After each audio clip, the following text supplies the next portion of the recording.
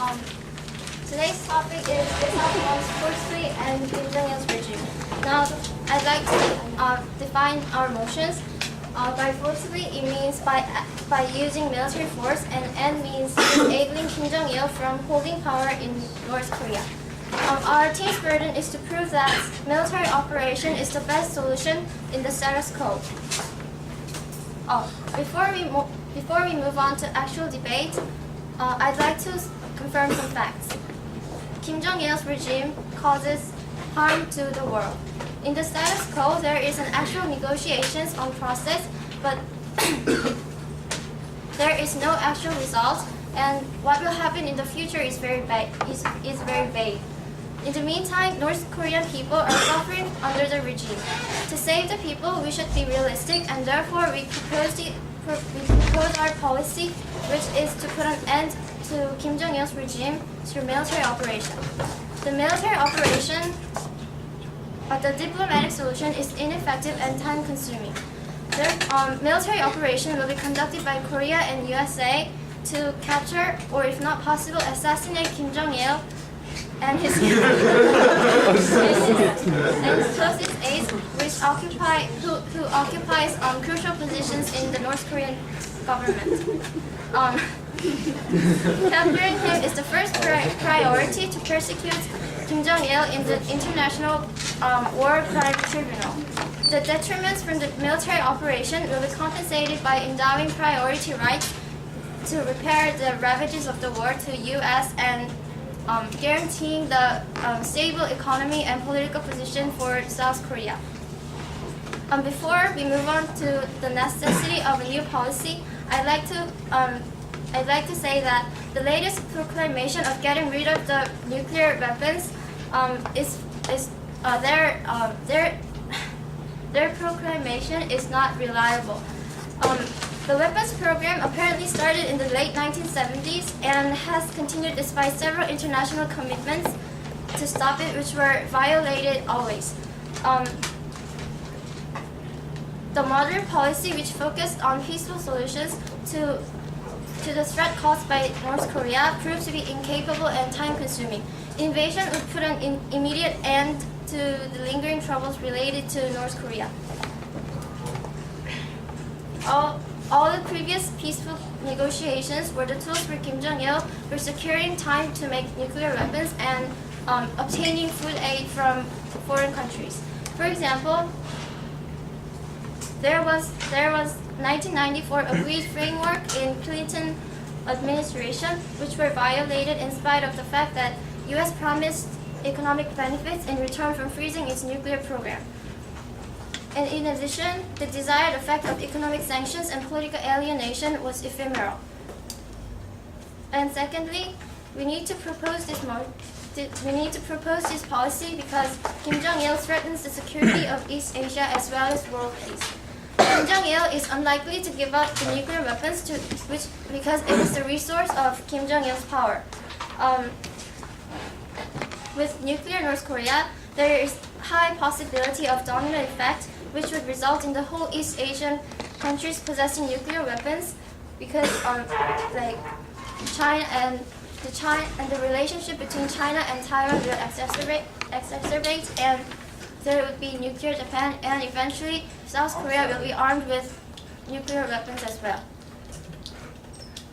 And also, North Korea has been selling their weapons to terrorist organizations and warlike nations.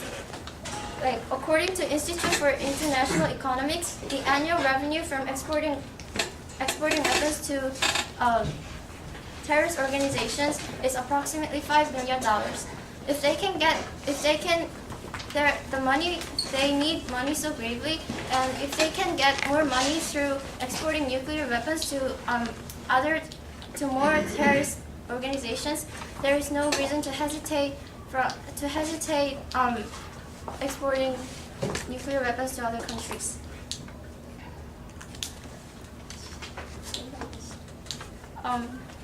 Next, our second speaker will continue with our benefits.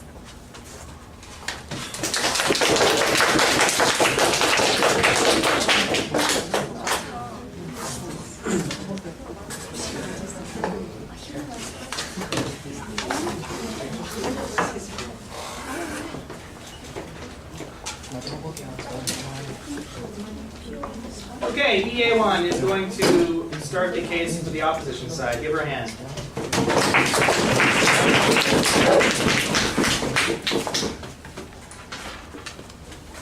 Hello, ladies and gentlemen. We are the opposition side, and our team's burden is to prove that the policy is unnecessary, impractical, and harmful. Before I start, I would like to admit that we agree to their definition. And Myung-ha said something about human rights violation. Human rights violation is occurring all over the world, but what right do we or any other countries or institutions have to interfere with other countries' sovereignty? Also, human rights violations can be solved through soft line policy and negotiation and diplomacy. But if we were to oust Kim Jong-il from his power, there's risks and more impacts that could truly come to a disaster. We see a single problem and two ways to answer to that problem. Shall it be force or coerce? Before we say this, we need to consider what the nuclear weapons symbolize to the North. Nuclear weapons were not developed as an offensive tool, but rather as a last defense against the arms of the West. It was not meant for attack, but as a symbol to keep its enemies at bay. And the fact of the matter is that the North Korea will not use nuclear weapons unless we pressure them to do so. So, the same questions comes once again. Should we force them to commit a crime that they do not wish to do so? Or should we try to convince them to give up their nuclear weapons in the name of international peace?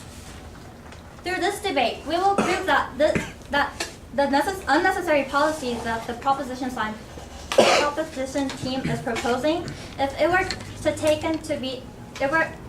it were to be taken into action, it will have consequences much more worse than the status quo.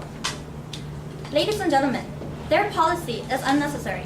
First of all, situations in the North are improving, and second of all, the North is posing no real threat while we are keeping the soft line stance. In February 2007, North Korea and 6 parties signed deals to shut down nuclear weapons at nuclear plant in Yongbyon. And in August, Al-Baradei confirmed this fact. As you can see, the situation is improving and will improve throughout. Also, even though the North has nuclear weapons, as long as we keep a soft line stance, the North has no incentive to use those weapons. The nuclear program of the North was in the outset created not to be used in actual combats, but to be used as a symbolic threat. In North Korea, if North Korea were to use its nuclear weapons, it knows that the superior weaponry of the US could bring about a swift end to its wrongdoings. Plus, ladies and gentlemen, is this policy going to be a significant improvement on what already exists in the status quo? No. The policy is not only harmful, but it can also be counterproductive. Even though there is a slim chance of the weapons being used in case of a soft line stance, there is a greater possibility of a nuclear offensive by the North if we choose to take the hardline stance. With nothing to lose, Kim's regime will not hesitate to use their weapons.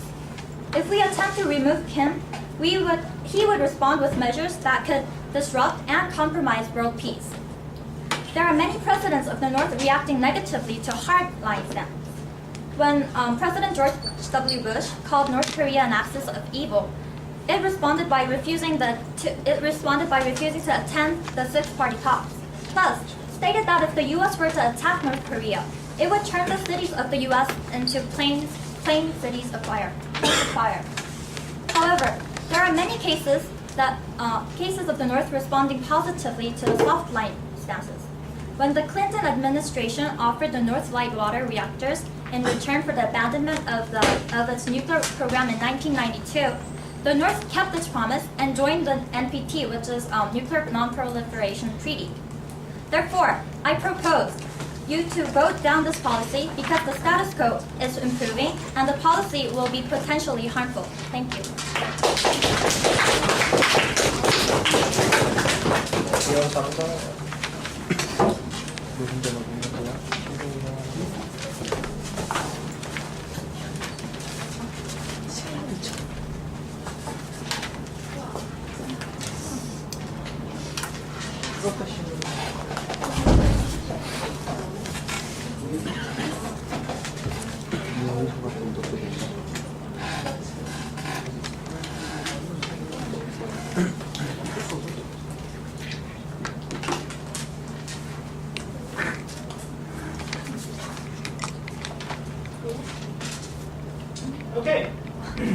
Jung is the next speaker. Give her a hand.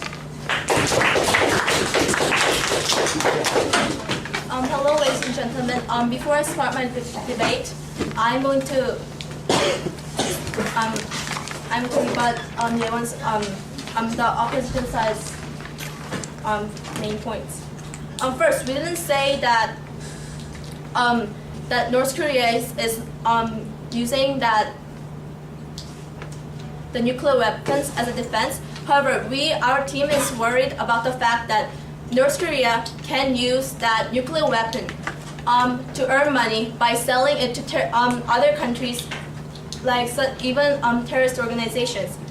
And secondly, they've said that we have no right to interfere with the sovereignty of the other countries. However, doesn't mean that we have to just watch people die in North Korea right at this moment, right at this second.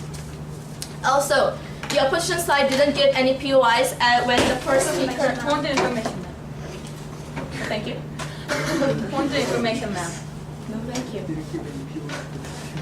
When the first speaker gave her speech, and also they have not answered any of the POIs given to them when they're speaking. Now I'll go on with my main point. I'm going to explain about the benefit that we'll get after this policy is passed.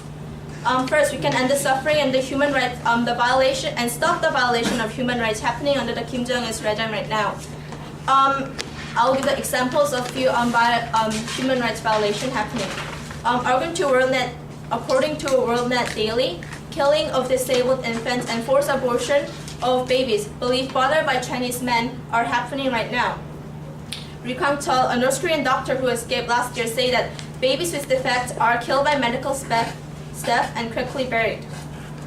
Also, in 2003, the U.S. Committee for Human Rights in North Korea released a report that North Korea's own system of political representation includes forced labor in a network of prison camps where an estimated number of 150,000 to 200,000 people are imprisoned. By ending Kim Jong-il's regime right now, we can help these people in North Korea. These people will greatly benefit once Kim Jong-il's regime is over, and will be able to pursue their happiness under a more democratic government. Also, Kim Jong-il's regime threatened to sell bombs to all comers, including terrorist organizations. If these threats are to be quickly eradicated, then there will be the following benefits. First, there won't be a proliferation of increased armament in East Asian countries. First, North Korea with nuclear weapons, coupled with its ability to deliver them, might lead Japanese policymakers to acquire Japan's own nuclear weapon, something that it already has ample technical and financial means to accomplish. Once Japan rearms, then China and Korea, who has a history of being invaded by Japan in the past, will say that they have to arm for their self-defense. And however, by ending Kim Jong-il's regime, we can successfully eradicate Japan's cause for acquiring their own nuclear weapon. And there will be no domino effect that will disturb peace in East Asia. Also, China would benefit from this. They're currently battling with Muslim extremists in the far western province of Xinjiang. The last thing Beijing wants is there to be any danger of terrorist organization obtaining nuclear material in Pyongyang. By eliminating Kim Jong-il's regime, who sells weapons to any groups in order to earn money, China will be free from these worries. Russia's case is similar. They fear that North Korean nuclear material might find its way into the hands of Muslim militants, the Checheni separatists. And U.S. interests in preventing proliferation of Pyongyang are thus closely linked to that of China and Russia. Russian concerns that North Korea might become a channel for leaking nuclear materials into terrorist organizations. And in South Korea, where the predominant view is that in South Korea, the predominant view in the community is that a nuclear Pyongyang would profoundly disrupt the Northeast Asia's security and security balance, and thus imperil the stability on which South Korea's continued progress and economic growth depend. So far, I explained about the people or the countries that benefit from the quick end of Kim Jong-il's regime. And the next speaker, Daewon, will explain how this policy is actually going to be enacted. Thank you. After 5 minutes, they have a grace period of 30 seconds. No grace period. 5 minutes and your time's up.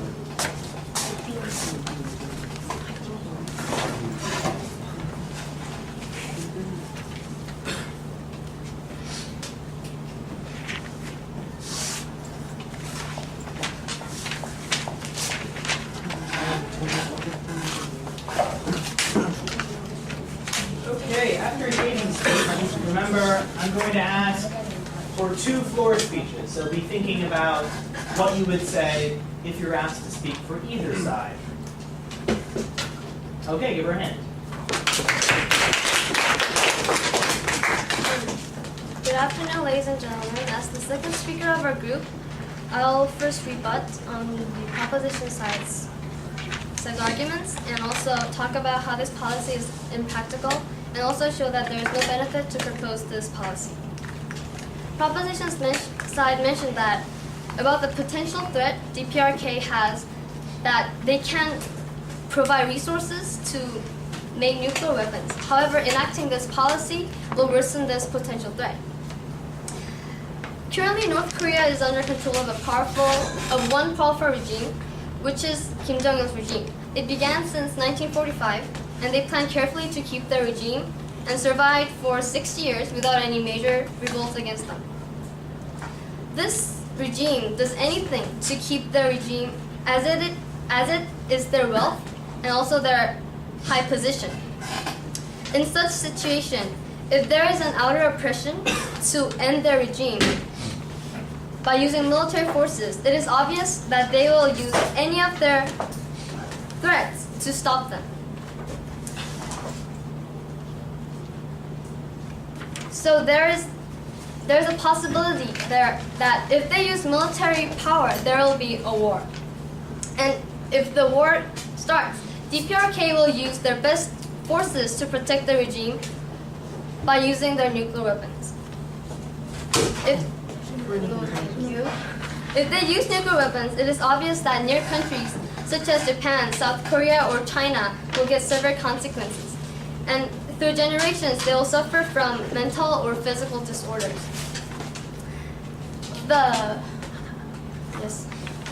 Our side said because open war is dangerous, we should attempt to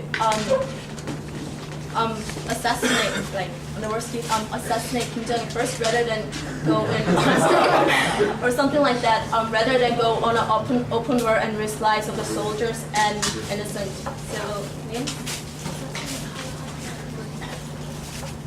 I think it is impossible to assassinate Kim Jong-un. Can I go on? And the proposition mentioned that Korea and USA will enact this policy. However, this House believes that Korea won't agree to this policy since if there is a war, South Korea is one of the countries that will get the most threat from the nuclear weapons. The proposition mentioned that ending this regime is to end the suffering and human rights violation. However, enacting this policy leads to more unpeaceful state, and DPRK people will suffer more because of this policy. Also, they said by removing this regime, they will plant democracy. However, since DPRK people do not, yes. You didn't say we were going to implement democracy right away. Please stand when you offer points. Okay, then. What did you mention? Speak for the camera, we can't hear you. We never said that we are going to implement democracy right away. We are going to take time and gradually implement the suitable political state to North Korea. Like, what you're saying is really radical. Don't you think? Yes. I'm sorry.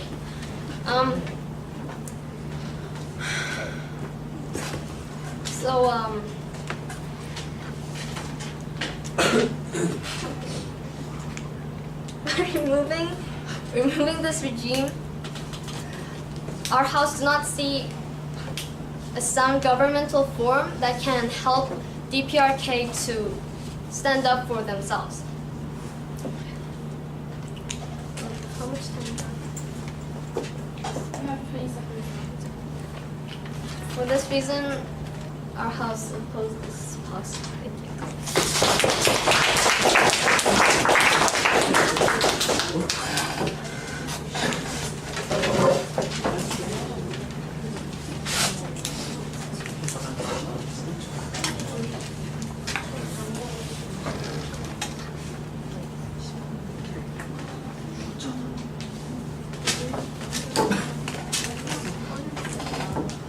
Okay, 2 volunteers.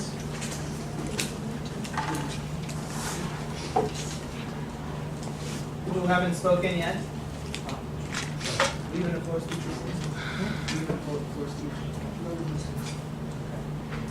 One, and how about, where's someone? Great.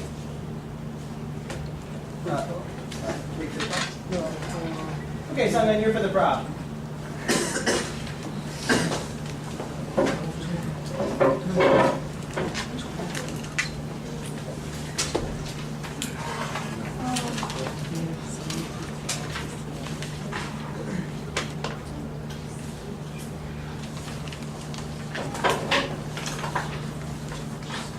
The positive is implementing a policy that we should forcibly and condemn this regime, and I agree to their arguments because I agree on the point that Kim-jong's regime, the status quo is not improving or fine as it is, as the team said. I'm mainly concerned about the nuclear weapons and the potential harm that their government, their regime has. And the nuclear weapons, the thing they mentioned about the domino effect. I agree that Kim Jong-un's regime should be forcibly ended mainly because of the potential harm that it could bring, and that I believe that other countries and or institutions have the right to interfere with another government or regime if it is considered that they have potential danger.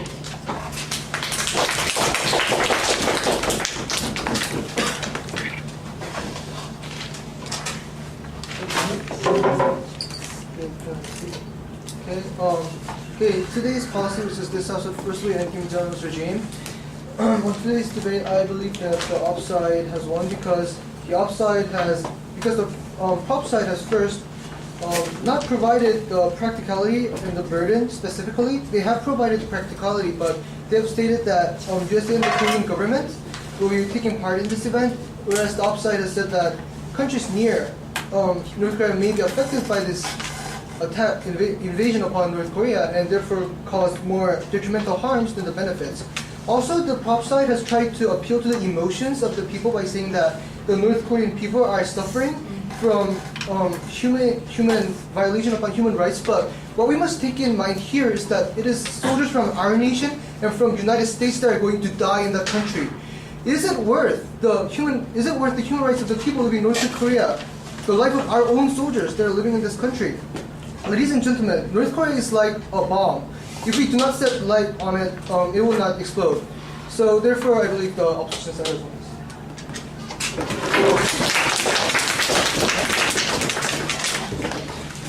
They're bombs that go by themselves.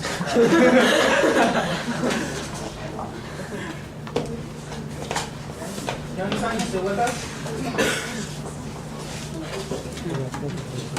Okay, Kyo-san is the last speaker from the opposition side. Your hand.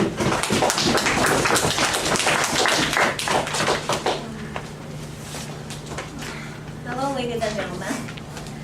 Our team's burden was to disprove that forcibly ending Kim Jong-il's regime is needed, and we successfully completed our work by elaborating on the policies of necessity, harmfulness, and impracticality. Also, the proposition failed to prove that their policy should be passed, since they had policies such as giving impractical and idealistic ideas like assassinating Kim Jong-il and getting out of the point. Getting out of point, like carrying other nations more than innocent people in DPRK. Now, to sum up our arguments, I will start with the unnecessity of the policy. Our team argued that the policy to forcibly end Kim Jong-il's regime is unnecessary since status quo is fine. The situation is constantly improving, and by signing the deal to shut down the nuclear plant in February this year, DPRK has shown its intention to avoid conflicts and is actually no threat to world peace right now. Moreover, this House believes that the policy is unbeneficial and even harmful since it will only cause side effects. As we can see by DPRK shutting down its nuclear plant, DPRK does not want more conflict. However, when we take a strong action, DPRK will definitely revolt against us to maintain its regime and will go on a war. War against DPRK will damage both of the participants and will harm and kill a lot of innocent lives. Is this really the way to for the poor, innocent individuals in DPRK? This House says no to this question without any hesitation. Last but not least, on practicality of this motion, this House strongly believes that this policy would hardly ever work. Not only the war will only bring enormous harm, but also suddenly putting in democracy by force will create a great chaos in the nation. Since most of the people there have no concept of democracy. Proposition said they will not implicate democracy right away, but ending Kim's regime, but what they mean by ending Kim's regime is putting democracy. It's not, will they just live the nation as anarchy? No. So, for instance, like the side effect of putting democracy right away can be seen in our country. ROK suffered from indigestion of democracy that was crammed in our politics by foreign countries. If we repeat this mistake on DPRK, we will create another Park Chung-hee and Chun Doo-hwan in DPRK. Our team is not saying that Kim Jong-il's regime should be maintained. Rather, we are saying that status quo is constantly developing, and keeping this condition, we will eventually see the end of, yes.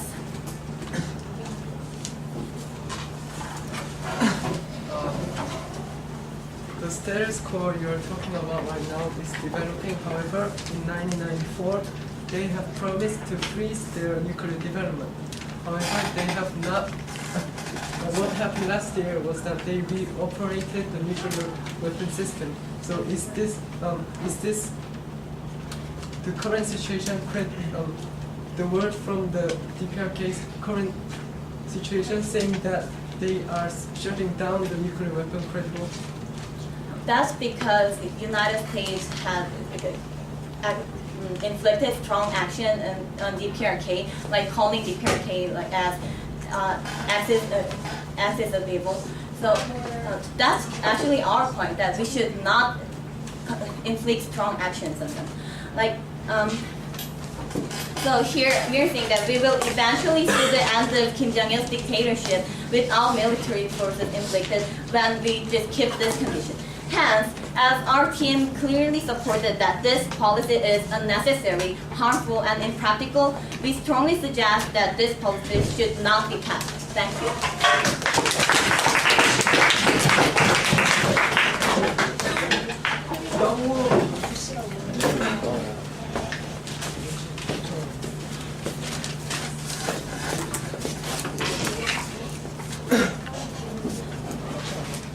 Okay, Dongwoo is the final speaker for our debate this afternoon. Give him a hand.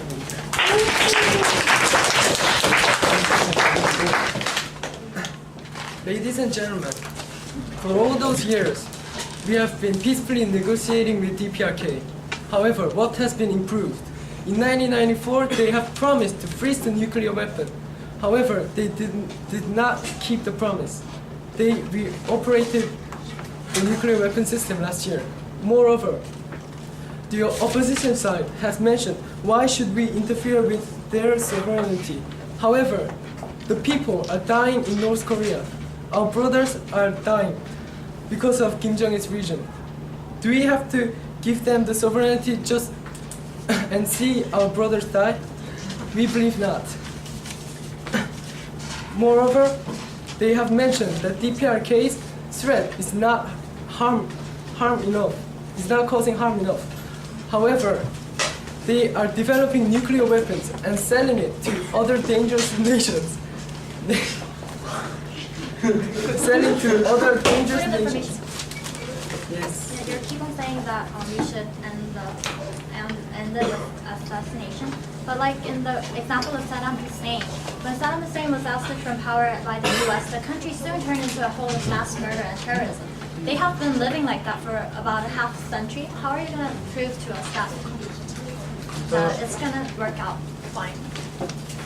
The military power between DPRK and US, the gap is so big that it will end before any Holocaust will happen. Moreover, Point information. no thank you. Moreover, they have mentioned that that it is impractical. However, I have mentioned, U.S. military power is way overwhelming DPRKs, and therefore it will not cause that much Holocaust. And moreover, their nuclear weapon, DPRK's current situation is that they cannot use nuclear weapons because they have no missiles to use it on other countries. Moreover, if incentives to give in to U.S. is that after the war ended, by enjoying the priority rights in repairing the ravages in the war, the U.S. will able to help us in assassinating Kim Jong-il.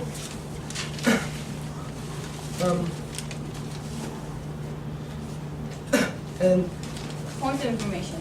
yes, sir. Good point.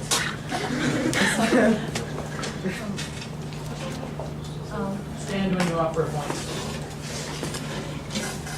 You keep saying that we can assassinate Kim Jong-il, but there is always some possibility that we can, and actually the possibility that we would not success in assassinating Kim Jong-il is bigger.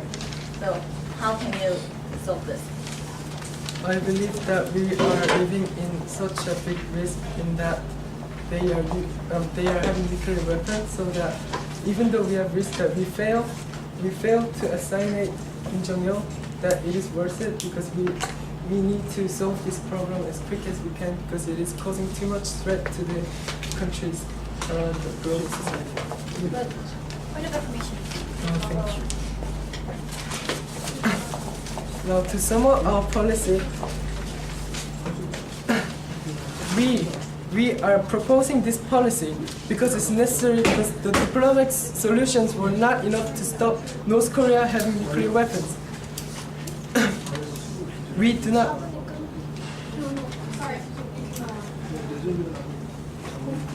have definite results for nuclear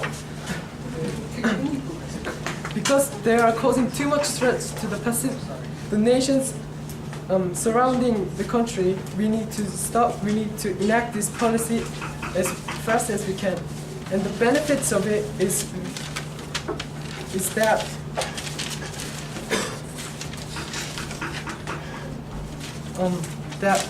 the rights of the DPRK's residents will earn, and moreover, it will give peace to these Pacific Ocean countries.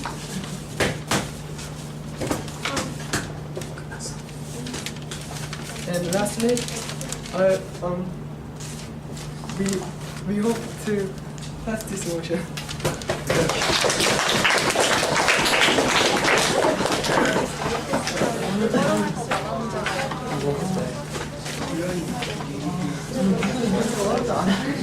Someone please stop my camcorder. What do you do? Press the red button. This? Yes.